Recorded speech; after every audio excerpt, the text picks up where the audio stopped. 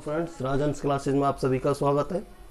आज हम हमारी सिंधु घाटी सभ्यता पूरी होने के बाद वैदिक सभ्यता की शुरुआत करते हैं। हमने पिछली वीडियो में सिंधु घाटी सभ्यता के पतन के जो कारणों के बारे में अध्ययन किया था। उसमें हमने ये अध्ययन किया था कि इनमें से एक अध्ययन था कि आर्यों के आक्रमण से या आर्यों के आगमन से सिंधु घाटी के शब्द का पतन हुआ था। तो सिंधु घाटी सभ्यता के पतन के बाद आर्यों ने एक नई सभ्यता विकसित की जिसे वैदिक सभ्यता कहा। ठीक है मित्रों, इसमें हम जो आर्यों के मूल निवास के संबंध थे उन्होंने कुछ सिद्धांतों का प्रतिपादन किया, जिनमें से है यूरोपीय सिद्धांत। यूरोपीय सिद्धांत क्या था? यूरोपीय सिद्धांत। इस सिद्धांत के अनुसार इन आर्यों का मूल निवास स्थान कहाँ था? यूरोप। कौन सा था? यूरोप था। ठीक है मित्रों, आर्यों का मूल निवास स्थान यूरोप था। इस सिद्धांत का प्रतिपादन विलियम जोन्स ने किया। इस सिद्धांत का प्रतिपादन, यूरोपीय सिद्धांत का प्रतिपादन सर विलियम जोन्स ने किया था। ठीक है, किसने किया? सर विलियम जोन्स ने किया था। ठीक है मित्रों, जर्मनी के प्रसिद्ध विद्वान मैक्स मूलर, जर्मनी के एक सिद्धांतकार थे, जर्मनी के एक विद्वान थे। कौन? Max Muller. ठीक है, तो ये मैक्स मूलर ने माना है कि आर्य मध्य एशिया से आए थे। कहाँ से आए थे? मैक्स मूलर के अनुसार जो आर्य थे वो कहाँ से आए? मध्य एशिया से। कहाँ से आए? मध्य एशिया से आए। ठीक है मित्रों, कहाँ से आए? मध्य एशिया से आए, यानी ईरान से। कहाँ से आए? ईरान से। ये ऐसा कौन मानता है? जर्मनी का प्रसिद्ध इतिहासकार या विद्वान मैक्स मूलर के मानना है।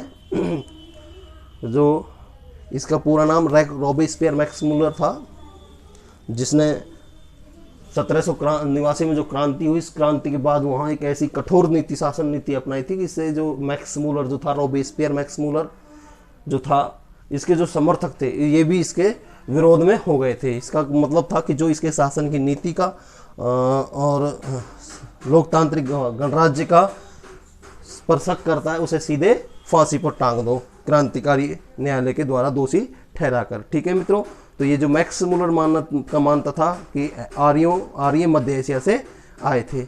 बाल गंगाधर तिलक के अनुसार, बाल गंगाधर तिलक ने भी आर्यों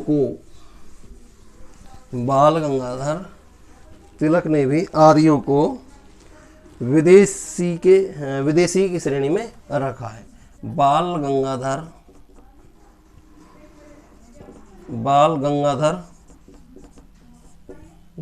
तिलक ने आर्यों को उत्तरी ध्रुव यानी आर्कटिक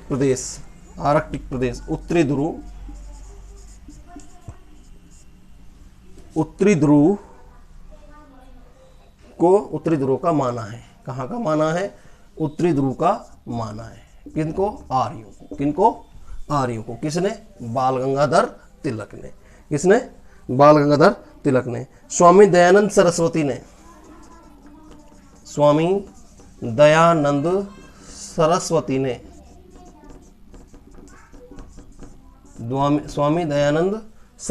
ने आर्यों को या आर्यों का देश तिब्बत को माना है। किसको माना है? तिब्बत को आर्यों का देश माना है। ठीक है मित्रों, आर्यों का देश माना है। किसने? स्वामी दयानंद सरस्वती ने। किसने? स्वामी दयानंद सरस्वती ने इसे आर्यों को या तिब्बत को आर्यों का देश माना है। और इसका समर्थन, इस तथ्य का समर्थन पार्जितर ने भी किया, इसका समर्थन ने इस कथन का समर्थन किया है। ठीक है, समर्थन किया है। ठीक है मित्रों, किसने?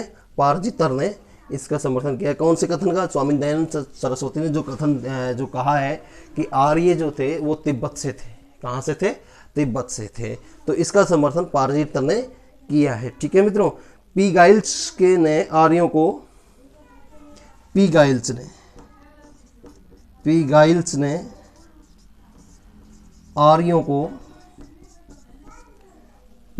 ने आर्यों को समशीतोष्ण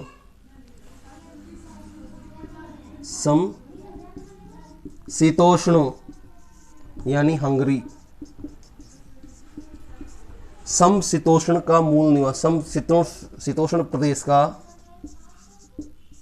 निवासी माना है। किसने? माना है। ठीक है मित्रों, किसने?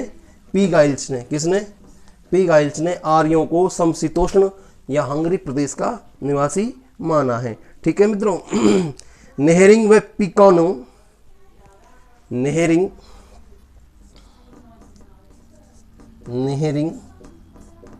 व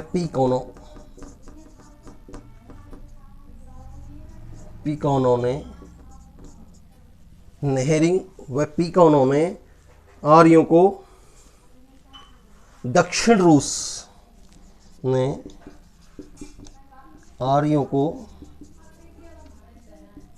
रूस के स्टेपीज मैदानों का निवासी माना है। ठीक है, निवासी माना है। ठीक है मित्रों, किसने? नेहरिंग और पिकोनो ने इन्हें दक्षिणी रूस के स्टेपीज मैदानों के निवासी माना है। ठीक है, एल डी कल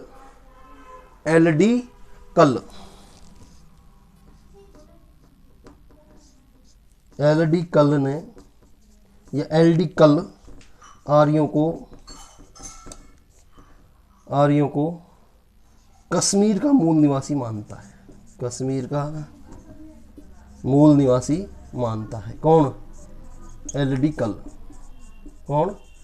कल कश्मीर को मूल निवासी मानता है। किनको? आर्यों को मानता है। सर्वाधिक माने जाने वाला सिद्धांत मैक्स मूलर का, और जो सर्वाधिक जो सिद्धांत है जो माना जाता है वो मैक्स मूलर ने जो सिद्धांत दिया है कि आर्य मध्य एशिया से आए थे, उस सिद्धांत को माना गया है। ठीक है, सर्वाधिक मान्यता किस सिद्धांत को दी गई है? किस विद्वान के सिद्धांत को दी गई है? मैक्स मूलर के द्वारा दिए गए सिद्धांत कि आर्य मध्य एशिया से यानी ईरान से आए थे, इस सिद्धांत को मान्यता दी जाती है। ठीक है मित्रों, तो आर्यों को लेकर भी यानी हर प्रजाति या हर जाति को लेकर अनेक मत रहे हैं इतिहासकारों के कि वो कहाँ से उनकी उत्पत्ति हुई थी, कहाँ से वो आए थे।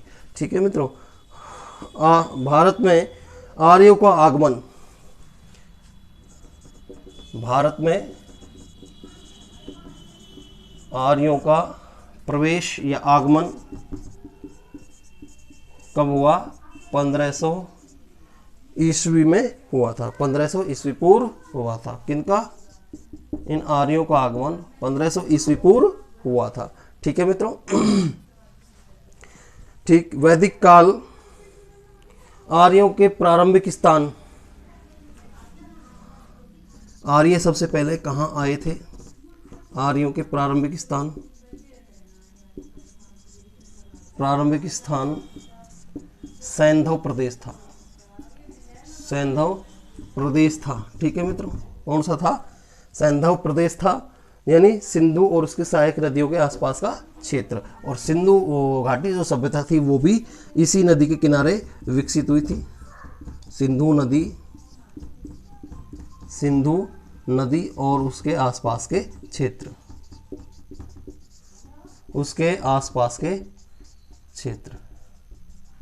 ठीक है मित्रों।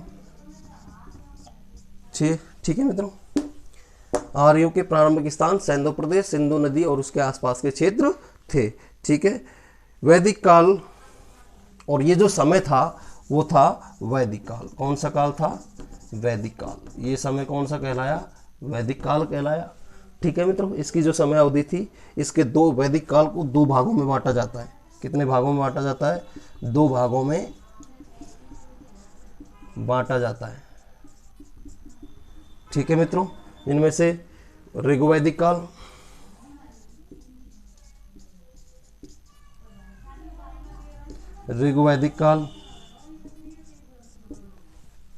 कौन सा? ऋग्वैदिक काल जो 1500 ईस्वी पूर्व से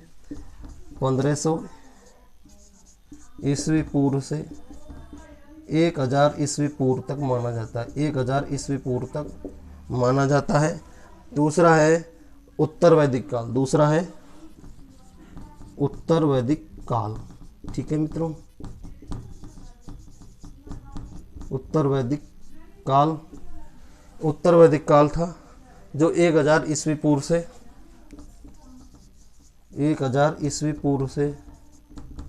600 ईस्वी पूर्व तक इसका समय माना गया है।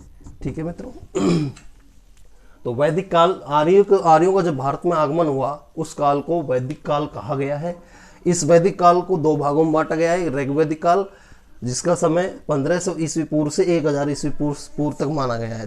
दूसरा भाग है, दूसरा जो रूप है वो है दूसरा उत्तर वैदिक काल, जिसे 1000 ईस्वी पूर्व से 600 ईस्वी पूर्व तक की जो समय अवधि है वो ऋग्वैदिक काल के रूप में, वो उत्तर वैदिक काल के रूप में मानी गई है। तो ठीक है मित्रों, ये था आर्यों से संबंधित कुछ जानकारी जो मैंने आज आपको वैदिक सभ्यता के अंतर्गत दी है, या इस वीडियो के माध्यम से आप तक पहुंचाने की कोशिश की। अगर आपको पसंद आई हो तो इसे ज़्यादा से ज़्यादा लाइक करें, शेयर करें और सब्सक्राइब करें। धन्यवाद मित्रों।